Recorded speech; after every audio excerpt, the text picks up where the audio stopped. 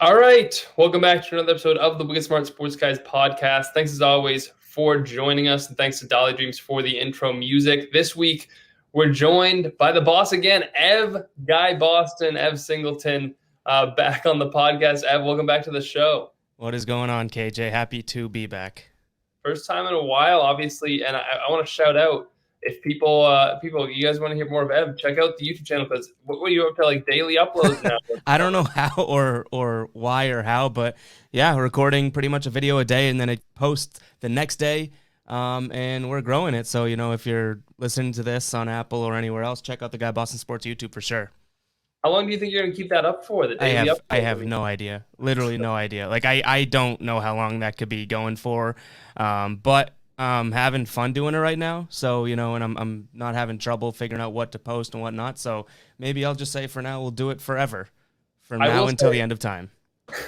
I enjoyed the 86 Celtics video, but you told me they got off to a slow start. I watched the first bit of it. They're 4-0. I'm like, where's this slow start I was telling you? I got later on, it started to happen. And then I see you're making trades. I'm like, I don't know if this is in the spirit of the 86 Celtics.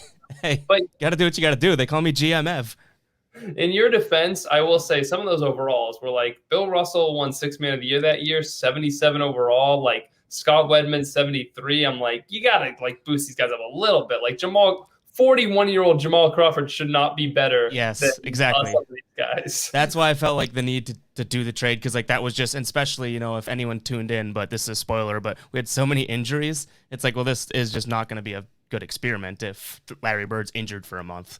Like no Well, kidding, they're not. I don't want, again, no spoilers. We won't give anything away, but it was a good video. And if you want to see how it ended up after all that stuff, you can go check it out on the YouTube channel. I will say, what can I say without giving it away? The ending is just, how do I say? I don't know how to say it without giving it away. It's just worth the watch. That's all I'll say. It's worth it if you want to check it out. The ending was sort of perfect movie-esque. Well, we see. We don't give. We go check it out on the YouTube channel. But we have to talk about the NBA Finals, the NBA offseason, everything that's gone on real quick because we haven't been on the podcast since the NBA Finals happened. Your reaction to the championship because the Bucks end up winning it all after the Suns were favored going in. The Suns go up 2-0, and Giannis just pulls them back into the series seemingly.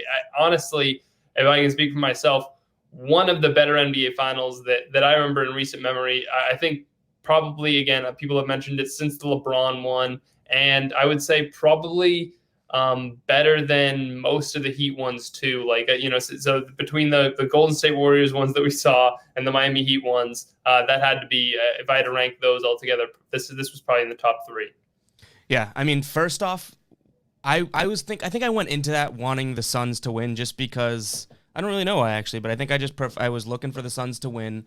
Then Giannis goes absolutely nuclear in Game 6, and that's where I kind of step back and I go, you know what? Like, I just have to respect that. That was awesome. Like, we got to witness that. I feel like people are still downplaying how incredible he was that game. Obviously, the NBA world is kind of hyped about it, but I feel like that should just be general talk on the streets right now. How amazing Giannis Antetokounmpo, nailed that last name, went. Like, he pretty much put on a show that people will say is one of, if not, I guess you'd say one of the most dominant finals performances ever, and I feel like it's not getting the hype it deserves. But speaking of that too, I saw on Twitter, again, I feel like the people that know what they're talking about don't say this, but all over the place, like, oh, I haven't watched any of this series. This, Phoenix versus Milwaukee, what a final series and stuff. And that is so dumb to me. Like, if someone's seeing basketball for the first time and they watched a couple of those games, they could be hooked. That was back and forth, tough basketball time. Different guys were going off different nights. Like, that was awesome to me. Two smaller market teams, and to finally see it kind of go off with the best player on the court going absolutely nuclear, I loved it.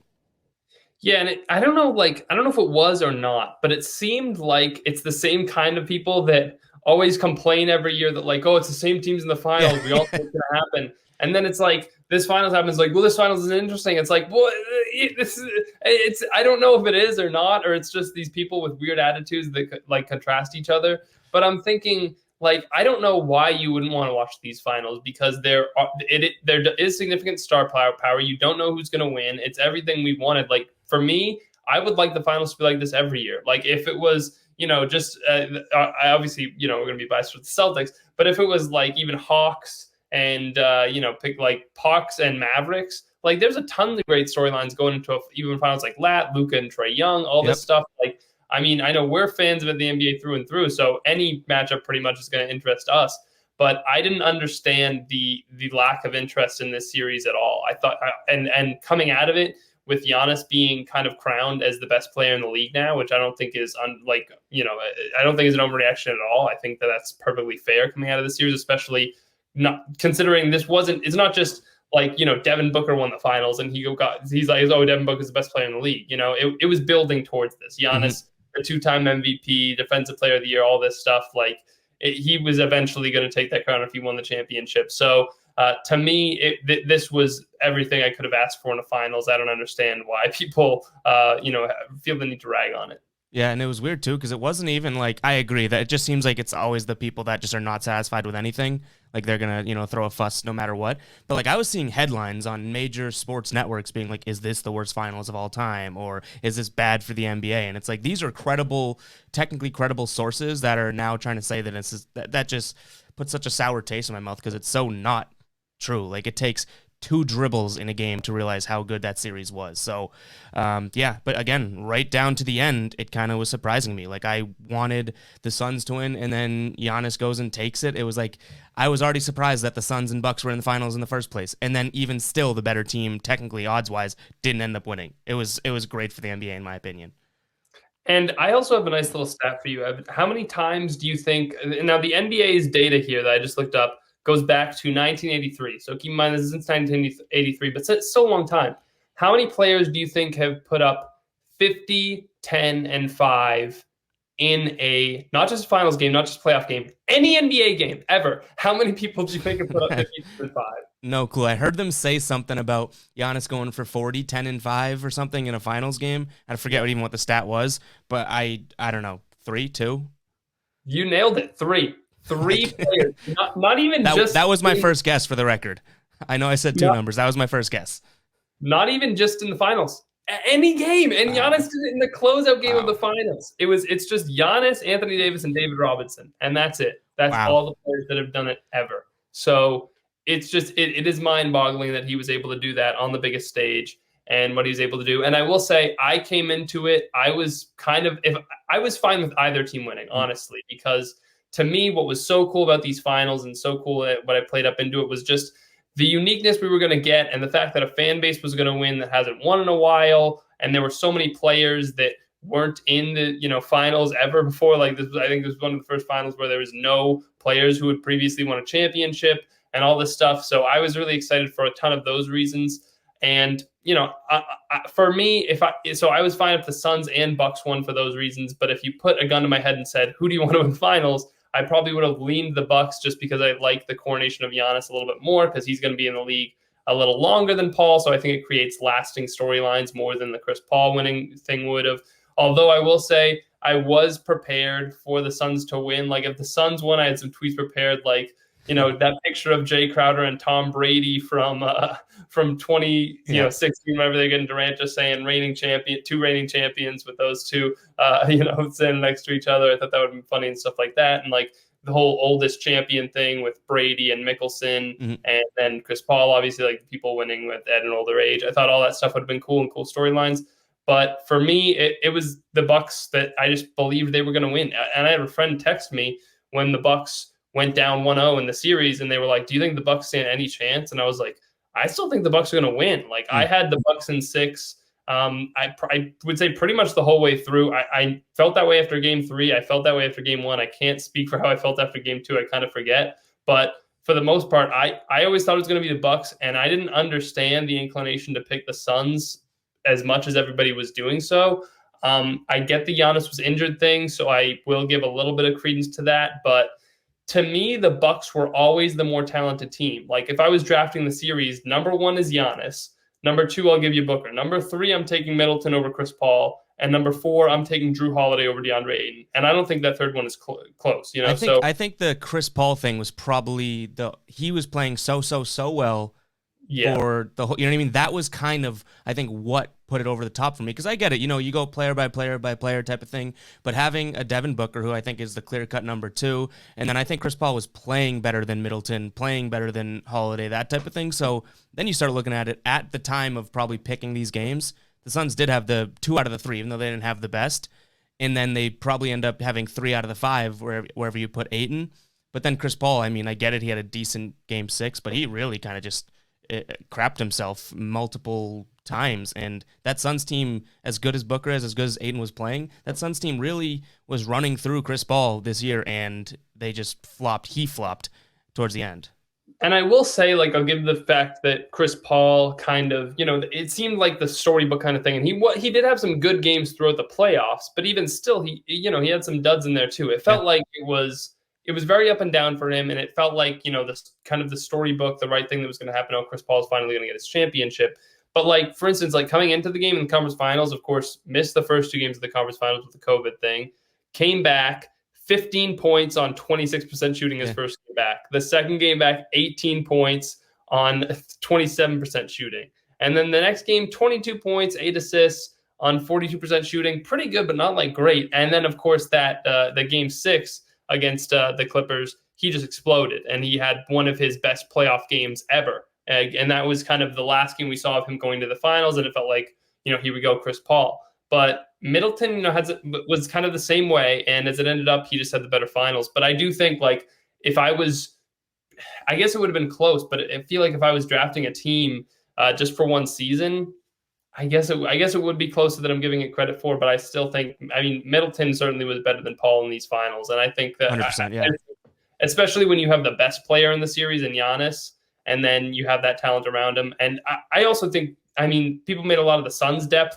You go through the Bucks depth to have Lopez and Bobby Portis together too. Like, those guys are no slouches, and Portis was huge in these finals too. So, I always thought that the Bucks talent was just going to dominate, eventually overpower the Suns, and they weren't going to be able to win the series. But either way, I don't see, again, like you said, I don't see why people came out of these finals. I get even going into it being a little disappointed. But coming out of it, the performances we got, Giannis being 50, 40, and 40 in 3 of his games, like, just ridiculous stuff. The block, the alley-oop that Giannis had in there, like, so many great moments, which I still think, and I hate to be this guy, but the alley-oop, like, a little bit of a stupid play, like, honestly, and I hate to be this iconic play to be the guy that's like, wow, that was dumb that they did that. But, like, just hold on to the ball, because if you throw that out of bounds, which is very easy to do on alley-oop, or Giannis, the ball slips through his hands or something, you're talking about giving the Suns the ball back down 1 with 12 seconds to go or something, like, insanely risky. But hey, they went for it and pulled off one of the most iconic plays in NBA history. So, more power to you. But for like all of those reasons, I just think this was very special, and I came out of the finals very satisfied as a basketball fan. Same here, totally. All right, well, let's get into what's next for the NBA, the offseason, and your expectations for it. I don't know exactly what it's going to be like, but it already feels like this offseason might be a little more tame than we've become accustomed to with the NBA. And I say that hesitantly because it feels like we've had a few off seasons where we kind of expected it to go that way, and then the NBA just flips on you. It's always going to be crazy in the NBA, it feels like, no matter what. But last season wasn't too big. For the Celtics, it felt a little bigger because you had the whole Gordon Hayward situation and everything going on there. But for the rest of the league, there wasn't a lot going on. What are your expectations as far as this year's concerned? Do you see any major shakeups happening? Do you think we'll get the chaos that has happened some year? Do you think it's going to be a little more, mundane? I have a feeling there's going to be some sort of chaos roll through, like something big happens. I agree with you that I feel like we're looking at something that you don't even have, like, these major, now there are some out there, but you don't have these major, like, oh, like, this huge name free agent is a free agent, where's he going to go? Or this guy, other than, I guess, Damian Lillard comes time, but this guy's really not content on his team anymore, and he wants to get traded or go somewhere. So I think we will possibly see something happen, but I think all signs are kind of pointing towards this might just be sort of like a spacer year in NBA free agency. I think next year might be a little more interesting. The year after that, I'm pretty sure I had seen was going to be pretty crazy. But to me, it's like you have a lot of guys that either want to want to trade or are restricted free agents that didn't reach extensions this past extension period with their team. So to me, like, the names out there aren't that crazy. I know probably the biggest, I guess, is Kawhi, because Kawhi, I think, is he it's his choice, right? It's not a restricted. He's a player option, so he's something to watch. But yeah, to me, and it's also, like Kawhi might miss all of next season, right? So that kind of takes the air out of it too. It's like, well, he's probably just going to stay with the Clippers because what else going to happen? But yeah, I mean, you got names like, I think Kyle Lowry's probably one. It's just that none of these, they are names, but they're not like the juicy names that everyone looks for every single offseason. So I think it's going to be a little bit more calm, cool, and collected, but I think we're going to get surprised by something. What I don't know what, because that's the point of a surprise, but to me, like, nothing is really gluing me to free agency right now. Well, we'll run through some of the names. We'll see if we can convince you. First name, I think, on the docket that's important to talk about is easy transition from the finals, the guy that we were just talking about, Chris Paul. He's going to have the option, $44 million. Honestly, I don't know in the COVID market. I don't know what cap space is going to look like exactly, but I can't imagine he opts out for a number of reasons. Not only are you really going to get a contract that makes it worth it to opt out at this point, like, for instance, if Chris Paul opts into $44 million and opts out next season, do I really think he's going to have a bad enough season that he's not going to be able to get a big payday next offseason? And it's like, because people make the argument like, oh, well, yeah, Chris Paul can't get 44 with someone, but he could get like 3 and 66, and that's more overall money. Like, sure, but I feel like Chris Paul is going to be able to make up that 22. Yeah. Like, to me, it's like you just had a good year with the Suns, trending in the right direction. The finals loss, like, that's going to be tough to recover from. But just opt into your 44, come back with that team that's still very young and growing, and Monty Williams, who you have a relationship with. And then if you really want to, hit free agency next season and look for something else. But like these rumors about, Chris Paul to the Lakers, Chris Paul, and that's probably pretty much it. It's just Chris Paul to the Lakers. But, I don't see it happening. I think that the smartest play and the most logical play is just to return to Phoenix. Yeah, I agree. And again, that's sort of like a name. Like, to me, it's like, as weird as this sounds, and I don't know if I'm going to explain it right, like, I don't care that much where Chris Paul ends up. I get it, like, if he goes to the Lakers or LeBron, that's a big deal type of thing. But to me, he's just sort of like a guy that, yes, we just saw him play in the finals. Yes, he had a sort of a comeback year. He was kind of like, one of the premier guys on that Suns team. He did a lot for them. I get it all. But like, to me, it's like Chris Paul, as good as he is, he's not like a top 5, top 10 guy in the league that, oh crap, where's he going to go? I think it's probably already, 90% that he's going to go back to Phoenix. But if there's that 10% he goes to the Lakers, and it's like, oh, well, that's a story for a day. And Chris Paul eventually played with his buddy LeBron. But to me, it's like, it's not this hot, heat pressing like thing for me to keep an eye to. And I think for a lot of people, it probably is. Like Chris Paul and LeBron, I get that. But to me, it's just not one of those names that is so electric, which is probably weird, him coming out of the finals and me saying that. But again, that's kind of the earlier point I was trying to make, where there's plenty of possibilities and plenty of things that could happen. Not many of them are really moving the needle too much for me.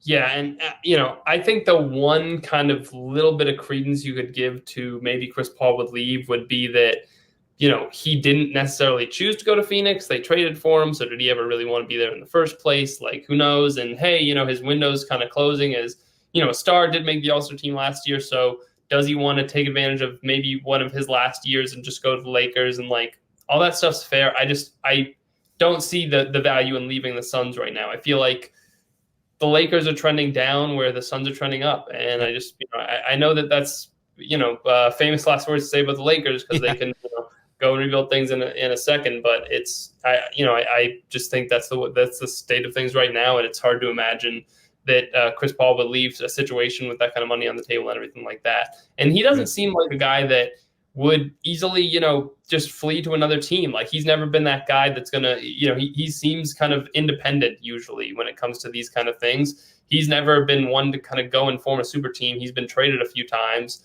but he's never really like hit free agency and been like, all right, who's going to recruit me, that kind of thing. Mm-hmm. Like I guess technically the Clippers traded him to Houston, but that was kind of like in the bag already. Like, he was going to try to sign with them either way. He wasn't returning that, blah, blah, blah. But so that was kind of the only instance of that. But besides that, he got traded to the Thunder, and where a lot of players would have said, I'm not playing for this crappy Thunder team. I would trade me somewhere else.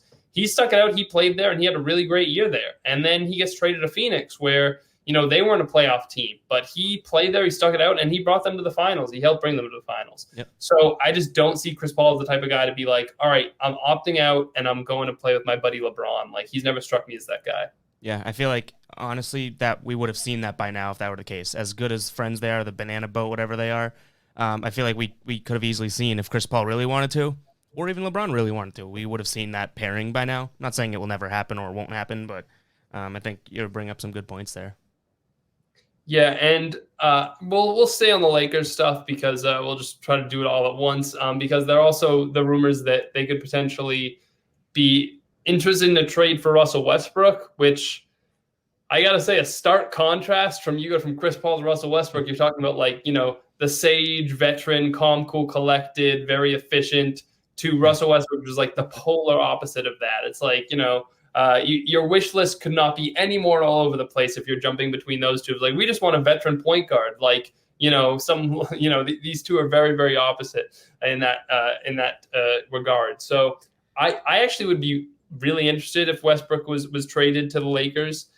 For a couple of reasons. We'll just start off with the first one, which is that I would love to see how that would work between him and LeBron. I don't think it would work, which is part of the reason I'd love to see it. But I just think it's a weird mix of play styles that you wouldn't necessarily think would mesh. Then again, I'll give some leeway to the fact that LeBron and D Wade were kind of the same way, both kind of slashers.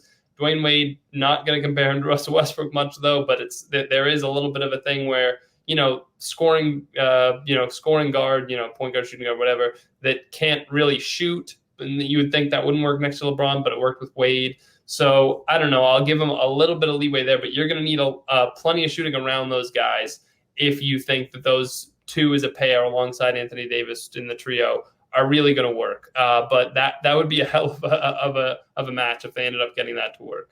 Yeah, I mean, I would be interested to see that too, because I think that, I know we saw plenty of times how Russell Westbrook was either taking away shots from Bradley Beal, or Russell Westbrook was literally being terrible. You know what I mean? He was just pulling up and missing and whatnot.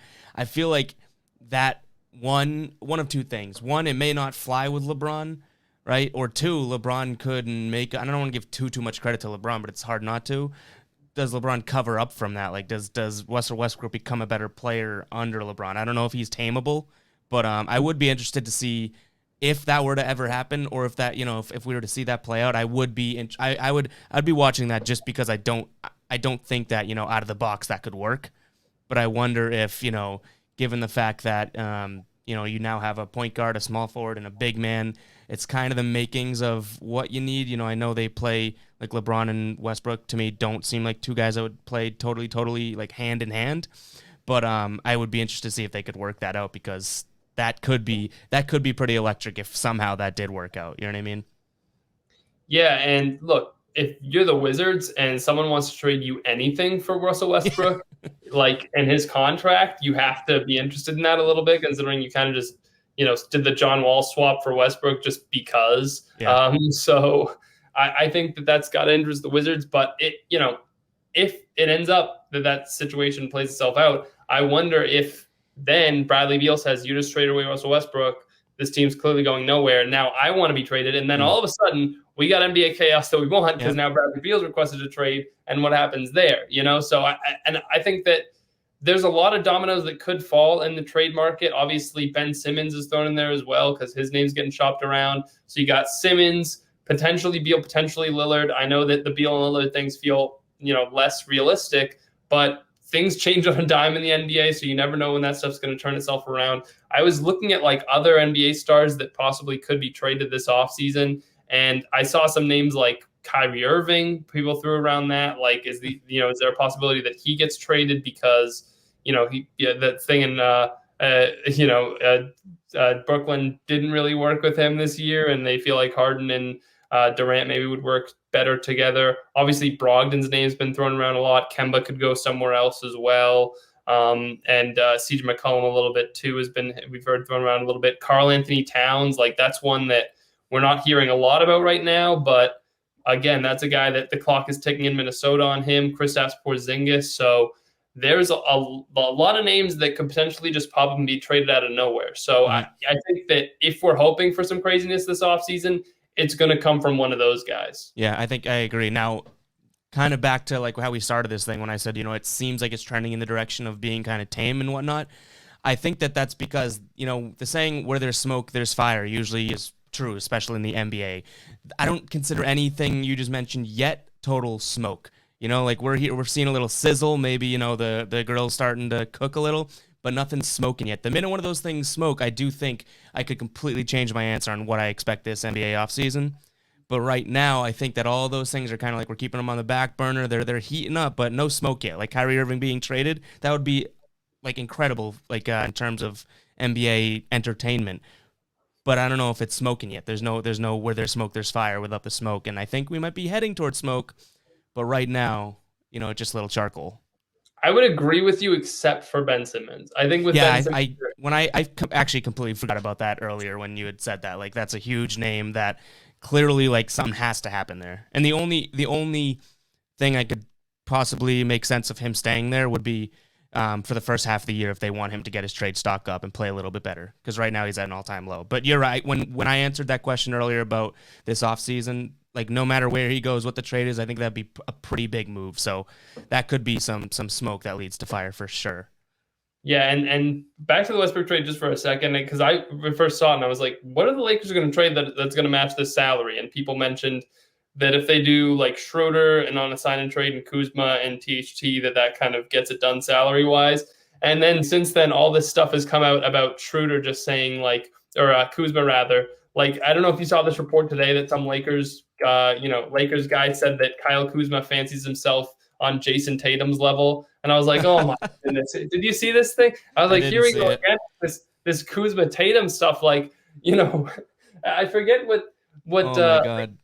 Like, I feel like it's kind of like that SpongeBob thing where you see the fish and he's like, how many times do we have to teach you this lesson, old man? Like, it's like, haven't we buried this debate already? And that should be body bagged and being shipped off across like the Atlantic. Like that should be so far from people's minds, especially Kyle Kuzma. He's got to look in the mirror and be like, yeah, this isn't the thing anymore, pal. Yeah, so I don't know. But anyway, if the Lakers can, get anything from him, I think he pretty much has to be traded no matter what this offseason. So not exactly on the levels of those other guys I mentioned. But yeah, Kuzma in LA just clearly not working. So, that's, I guess you could say, a final victory lap of sorts there. But some of the other names I want to talk about, we briefly talked about him before, but Kawhi Leonard. And, you mentioned you probably think he's just going to return to the Clippers. I'm interested to see because obviously – when Kevin Durant was injured, he went to the Nets and he just sat out a year and, then he came back this year and he was great. Yeah. So I wonder if Kawhi Leonard is going to look at the writing on the wall and say, Paul George is re-up there, but what is the future with the Clippers? Do I trust another team more? Do I want to go, to Dallas or to Miami or something like that? And I don't know. I feel like if I had to pick, it seems like he just wants to be in LA and that's where he's wanted to be for a while. So I could understand if he just resigns there.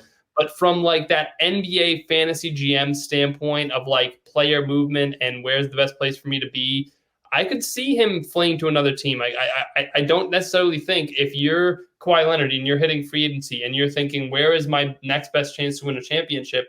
I don't necessarily think the Clippers is the answer. And I mean, that there's some stuff to consider with your contract and, getting the most value out of it and stuff like that. But if Kawhi Leonard wanted to be with the Clippers and was absolutely sure of it, why didn't he re-sign like Paul George did already? Like, why is he even hitting free agency? So I just have a few question marks there still. Yeah, I couldn't really agree more. Like, I think if he was 100%, hook, line, sinker going back there, we would know that. One, even if he hadn't already re-signed, if that was the case, he probably would have either said it or there would be reports of that's what's planning to do, right? None of that is really come out. So to me, Kawhi, I've always like kind of been struck by him as a guy that really does just kind of like, let's I'm not this isn't the right, verbiage, but like, oh, I'm bored here, where else can I go? And that's not because I think, he's been on a few different teams, but to me, it's like he's always on to the next thing. Like the guy wins a championship and then goes to another team. Like that's super weird to me. Like, Giannis isn't obviously forcing his way out of Milwaukee right now after winning final. It's it's weird that, Kawhi's almost like a question mark in and of himself, like question marks about his potential decision that's, upcoming, or just him in general. Like, I don't really know where he wants to play, or does he have any buddies in the league or anything like that. He's kind of a question mark altogether. But I think the injury is kind of a factor to me, because it was weird when Durant goes somewhere and sits out. That seems like more of an outlier or an anomaly than just returning to your team and then, next year going somewhere when you're healthy and what you can do. So I do agree it's a complete question mark and nothing's, booked already. But to me, it just Kawhi to the Clippers for this next year just makes the most sense, I think. And then there are a couple point guards also on the market. It's supposed to be Kyle Lowry, Mike Conley. Rob Green over at the website wrote an article about possible destinations for Kyle Lowry in free agency. And Conley's another one that potentially could hit the market. I don't think it's even possible, but part of me is holding out hope that like the Celtics have kind of a hole at point guard right now. Is there any way they could make a sign and trade work? Like, it might mean Al Horford's right back out the door after you just traded for him, but they have a logjam at center. People are wondering, like, are they going to get rid of Tristan Thompson? Are they going to get rid of this guy, that guy? If they have an opportunity to trade a future first and Al Horford in a sign and trade for Conley or Lowry, and I think the Raptors are more likely with Lowry, because I don't know what even if you were doing a sign and trade, I don't think that the Jazz would have any interest in getting Al Horford for any reason. But I would, if I was the Celtics, I would be looking at this and like, they always seem to find a way, whether it's Isaiah to Kyrie to Kemba Walker, whatever, they always find a way, seems like, to get one of these kind of max level point guards. So they have a hole there, and I wonder if there's any chance that they could end up landing one of these guys somehow, some way. Yeah, I mean, I hate Kyle Lowry. I'd love him on the Celtics. like he's the type of guy that you legit hate if you're playing against him, because he's just, he just does all the things that irk opposing fans. I would take him on the Celtics in a heartbeat. Like that's one that I probably have some old tweets about and stuff, like saying, clips from post-game shows talking shit about Kyle Lowry. I'd probably go and delete those real quick if he came to Boston, because I would like him here. Same thing with Mike Conley. Like, both those names are guys that I think really could be huge pieces to the Celtics. Not even because, obviously, first and foremost, because they are shallow at that point guard position and really do need a true point guard, other than relying on like a Marcus Smart or a second-year guy, Peyton Pritchard. But, all that aside, like, those are two guys that you could pretty much put on, I think, any team, and odds are that team's going to get a little bit better. Like, they're guys that are going to do what you need them to do. They're not going to overstep. They're not going to understep. Like, they're going to be do your job guys, and I like that. Yeah, so like, even if I had to put a trade together, and I know people aren't, I hesitate to put Romeo in a deal, but let's just say for the sake of, because Romeo is one of their biggest contracts, let's just say for the sake of argument that Romeo goes in there, and I don't, Romeo being one of their biggest tradable contracts is what I really should say. So if you went and offered a team a sign and trade where they get, Smart, Thompson, and Langford, which is a lot, maybe you'd have to get something back, I don't know, but that would be your best chance at throwing a lot of salary out the door. That would be, I think, roughly, if I'm doing the math right, it's right around, let's see, trying to do quick math, 23.6 plus the 3.6 there. So about 27.2, and then you can trade 127 or 125% of NBA salaries. So you times that by 1.25. You can trade for a max contract, pretty much $34 million, which is right up there. So you put all those three together, and it works. You can reach that salary that you would need to get a max player. So if it really comes down to it, and I don't think that's a bad package. Like, if you're, another team, I mentioned Al Horford, but if you're the Jazz and it's like comes down to Mike Conley and they're like, yeah, we'll give you Marcus Smart, Tristan Thompson, and Romeo Langford for Mike Conley. If that wasn't a sign and trade, I'm sure there would be people on the Celtics side saying, no, that's too much for Mike Conley, who is just an all-star, by the way. So, if the Jazz got offered that, I think, as a consolation prize for Conley leaving, I think they'd be more than happy to take that. So I think that opens the door for a lot of interesting possibilities for the Celtics. I think it's probably on the very, very unlikely side, but I'm just throwing it out there. The path is somewhat there to still land one of these stars, which you probably need at least one more star if you're really going to compete for a championship. Yeah, I think I would definitely think long and hard about, sending out a bunch of guys and bringing in one guy and a team that already seems kind of thin, right, and doesn't have too much depth. Especially if you get like Mike Conley to me, like I would 10 times out of 10 rather Lowry in that type of deal versus Conley, right? So I think any like that I'm thinking long and hard about. I'm not saying I wouldn't do it because I think I've said it multiple times. Like there's only two guys that I wouldn't trade right now on the Celtics. I'm not saying I'm going out and shopping everyone else, but if your name's not Jason Tatum, your name's not Jaylen Brown, then I wouldn't stay up at night being like, why the heck did we just trade this guy? I don't want to trade Robert Williams. I don't want to trade Peyton Pritchard. I don't want to trade Marcus Smart. But even some of those more notable names there, like if that's what it takes to go and get a lot better than Game with Marcus Smart, using him as an example, these guys would all probably fall into a similar bucket. If you're only getting like a tad bit better, then I think that you do have to think long and hard about it because you do have a young team. You do have guys getting better. But if it's a matter of going from Marcus Smart to a Kyle Lowry type name, like I think that is enough of a step up in terms of veteran status, sort of, I guess, experience, a guy that kind of is able to do a lot of things. You're getting rid of a guy that does a lot of things. I think that's enough of a leap for me.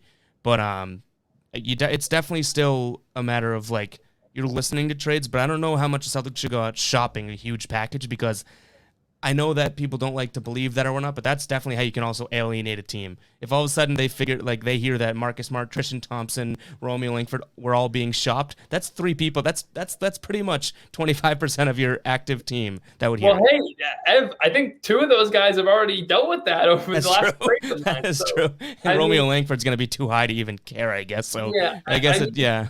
And I just looked at it too. I mentioned Conley and Lowry. Smart, Thompson, and Nesmith for Bradley Beal works in the trade machine. So if that becomes something that becomes available and you don't want to trade Jaylen Brown, the salary works there. Mm-hmm. Does the value necessarily? I would probably lean towards no, but right. You can throw in a Pritchard, you can throw in a Robert Williams, and you can throw in 5 first-round picks. And then if I'm the Wizards, if you're offering me all that, literally everything you have that is of any single morsel of value besides Tatum and Brown, you're giving me Smart and Thompson, which should I ship them off elsewhere? Can I get a pick for them? They're both expiring contracts, whatever, we'll see. You're getting a cap relief eventually there, right? At the very least, at the end of the offseason, you're getting money off your books. Or, and then I'm also getting 3 young players in Nesmith, in Peyton Pritchard and Robert Williams, who have some serious potential and that I would be interested in. And then 5 first-round picks. Like, if you're throwing me everything, all of that, then all of a sudden it becomes like I have to think about it a little bit. Now, especially if Bradley Beal wants out. Like, if this is going to inevitably get to a point where I'm sitting here as the Washington Wizards being like, we're literally, like, we don't have enough lines on our Excel sheet to even put in what you're offering, how many things we're getting here, picks, players, all that. It's that or, 2 years from now, nothing. We're not going to get anything for him. That's definitely something that would make the Wizards kind of look at it and go, you know what, I get it. Bradley Beal's probably still better than everything you just mentioned.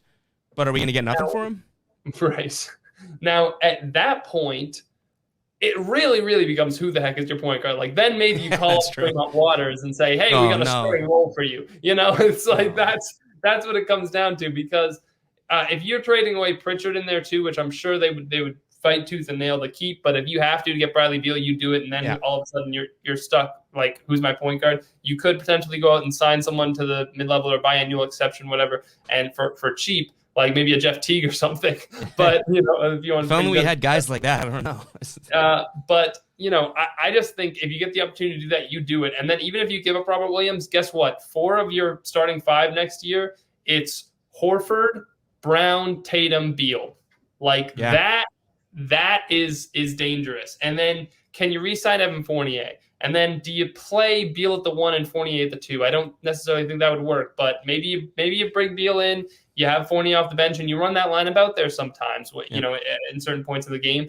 And, the veteran point guard free agent market, I mean, we saw last year, they were able to get, Jeff Teague for the minimum. So, do I want Jeff Teague starting for the Celtics next year? No, but can you get someone like that and put someone around those guys that's like, half decent, that wants to play with those 4 guys? Like, you don't need a lot around those 4 guys to really thrive. Like, could you this might be a little lower than the guy's market is, but could you go out and get Derrick Rose for, the mid-level exception? Is that enough to get Derrick Rose in here and he plays point guard for you? Could you go out and get Avery Bradley and say, hey, you know what?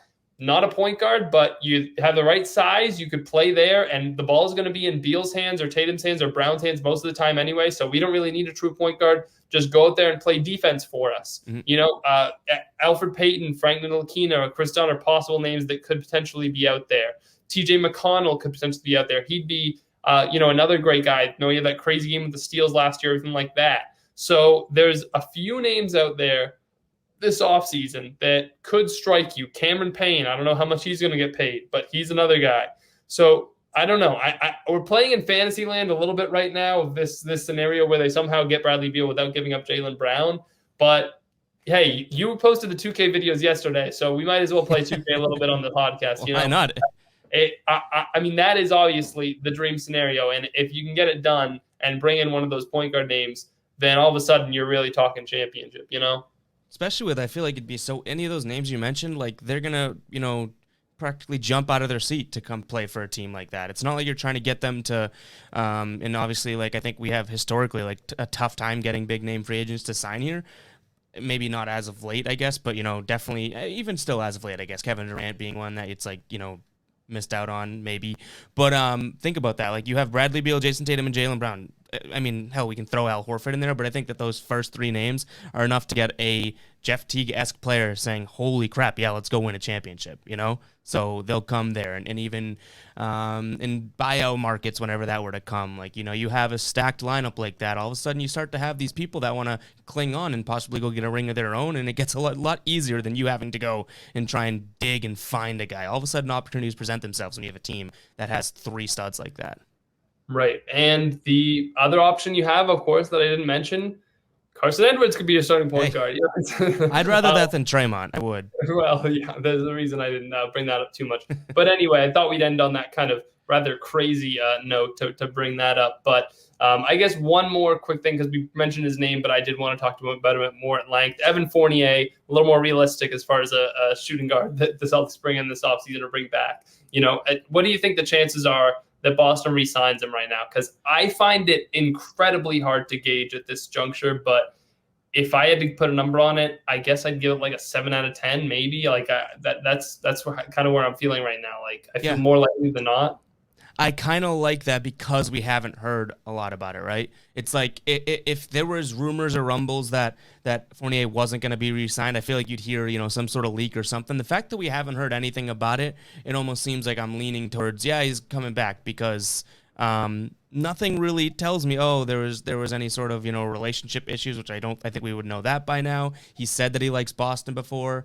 I feel like he probably feels like he didn't get his best, shot here yet. And he felt like he probably has a lot more to prove to Boston fans. So I like that number, 70%. Maybe I would go as far as like 75%, just because I have a feeling when you don't hear anything about it, even though, free agency hasn't started and we just got through the finals, we haven't heard anything about it. It seems like that's probably what's going to happen. And, I obviously have inside info with that first name.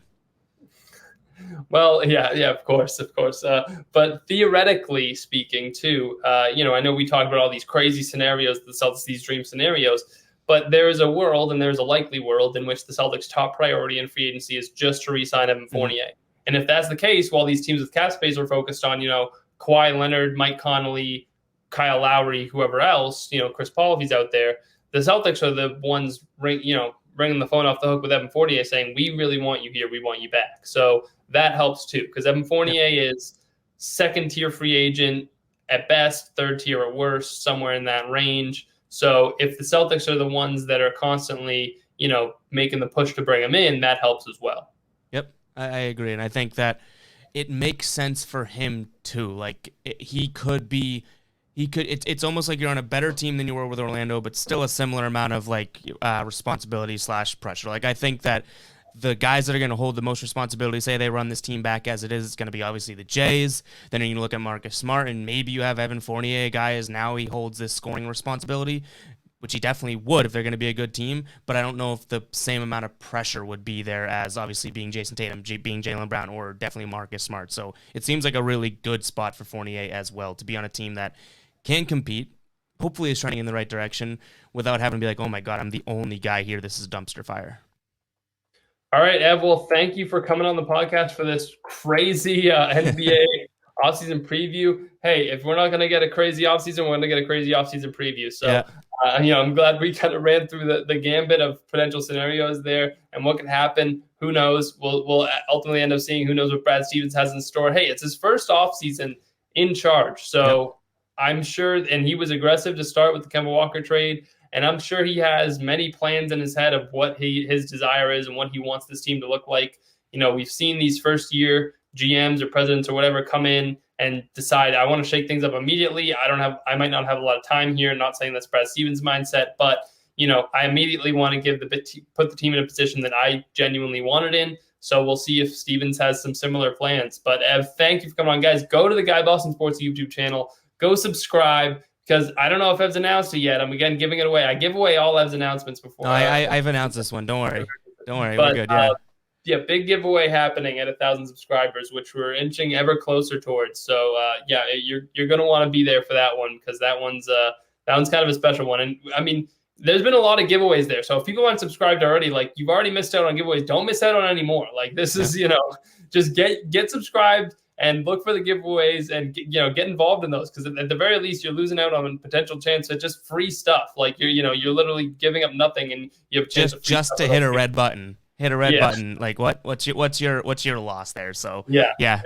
It's like playing the lottery without having to pay any money. Like it's that's literally what it is. So guys, go over there and subscribe, especially because Ev's been on the grind over there, daily uploads for the last 3-4 weeks now or something like that. Probably just under 3.